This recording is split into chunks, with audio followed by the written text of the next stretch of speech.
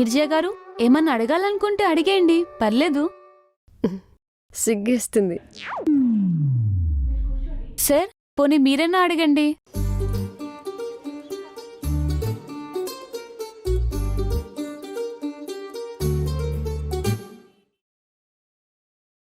ఈ నెల current bill ఎంత వచ్చింది?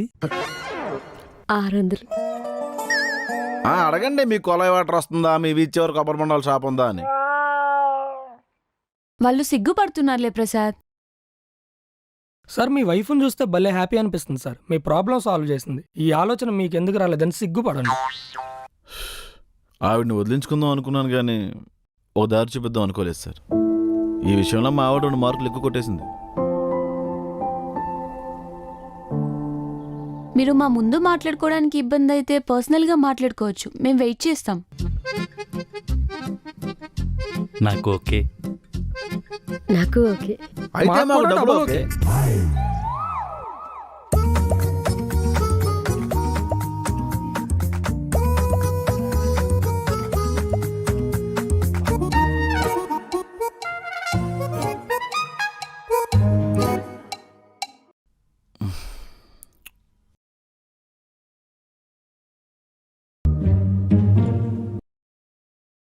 సార్ నీరజ గారి స్టేటస్ చూసారా? మై డ్రీమ్ కమ్స్ ట్రూ అని పెట్టారు. ఇంకా నయం పెళ్లి కూతురు అంటారా బాబు అని పెట్టలేదు. ఫోన్లేండి, మొత్తానికి ఆవిడ పెళ్లి అయిపోతుంది. Hi. Hi. Hi Swathi. Hi. ఇంత లేట్ అంటే? వీక్ ఆఫ్ కదా అని లేట్గా లేచా. ఒక 5 నిమిషాల ముందు రావాల్సింది కదే. ఇప్పుడే ఆ ప్రేమ జంట పర్సనల్గా మాట్లాడుకుందామని పై గదిలోకి వెళ్ళారు. నువ్వుంటే కాఫీ టీలు అందించేదన్నది. సర్లే 2 minutes మాట్లాడచ్చా? పద.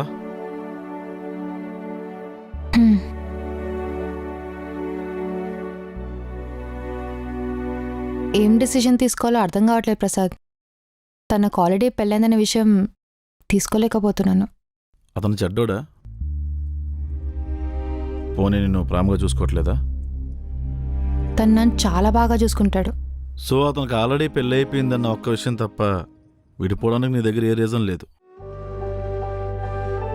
అతను అబద్ధం చెప్పాడు కాబట్టి వదిలేసావు. మీ పేరెంట్స్ కూడా నీకు అబద్ధం చెప్పే పెళ్లి చేశారు. వాళ్ళని వదిలేసావా? అతన్ని గతంలో చూడక చేతురి, వర్తమానంలో నీతో ఎలా ఉన్నాడో చూడు. ఎందుకు అబద్ధం చెప్పాలి ప్రసాద్? అదేదో నాకు ముందే చెప్తే. ఒప్పుకునేదానివా? అతను మీ నాన్నగారి ఫ్రెండ్ కొడుకేగా. ఆ అబ్బాయిని మీ ఫ్యామిలీ ఓన్ చేసుకుంది. ఏమో నీకు మంచి లైఫ్ ఇద్దాం అనుకున్నారేమో.